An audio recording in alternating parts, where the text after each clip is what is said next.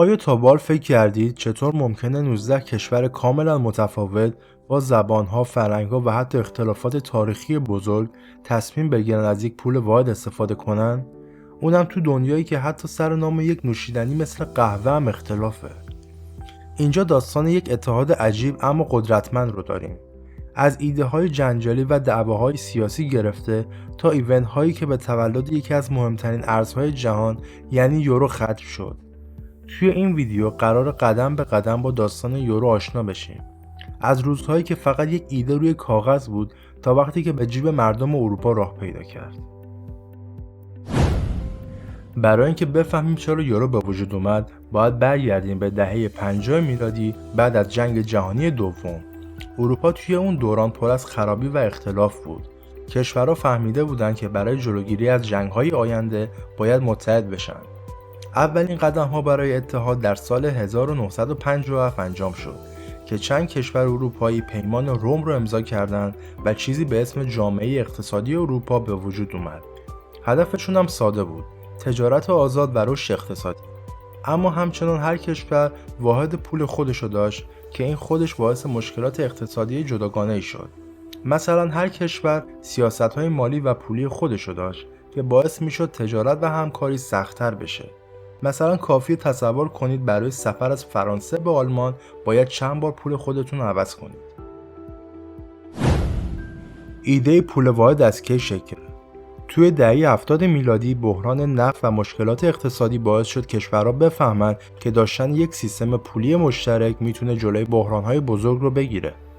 سیستم پولی اروپا در سال 1979 معرفی شد. این سیستم به نوعی تمرینی برای ایجاد یورو بود. کشورهای اروپایی سعی کردن ارزش پولهای خودشون رو به هم نزدیک کنن. اما همه چیز انقدر ساده هم نبود. اختلافات بزرگ سیاسی وجود داشت.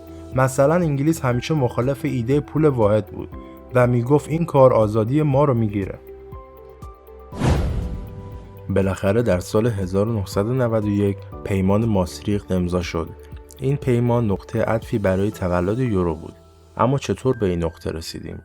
برای اینکه یک کشور بتونه عضو منطقه یورو بشه، باید شرایط سخت اقتصادی رو قبول میکرد.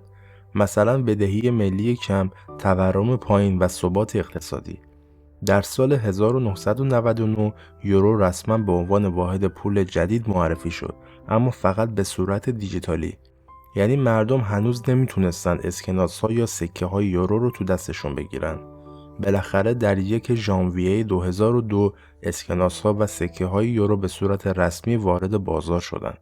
این بزرگترین تغییر پولی تاریخ بود که حدود 300 میلیون نفر ازش استفاده کردند. اما مسیر موفقیت یورو یک راه ساده هم نبوده. توی این 20 سال مشکلات زیادی هم داشته، مثل بحران مالی 2008. وقتی بحران مالی جهانی اتفاق افتاد، کشورهای عضو یورو مثل یونان، اسپانیا و پرتغال با بدهی‌های سنگین روبرو شدند. خیلی‌ها فکر می‌کردن یورو شکست می‌خوره.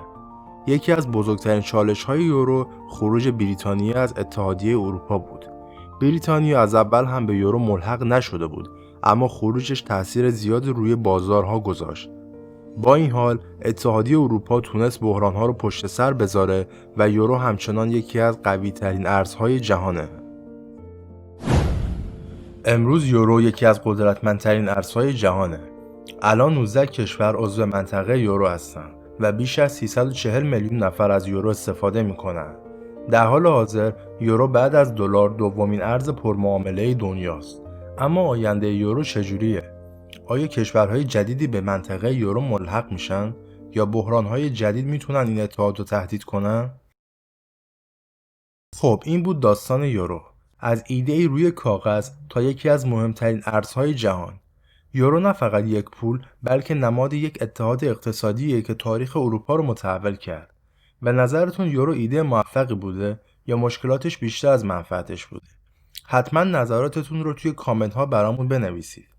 اگر از این ویدیو خوشتون اومده لایک کنید، سابسکرایب کنید و منتظر ویدیوهای بعدی ما باشید.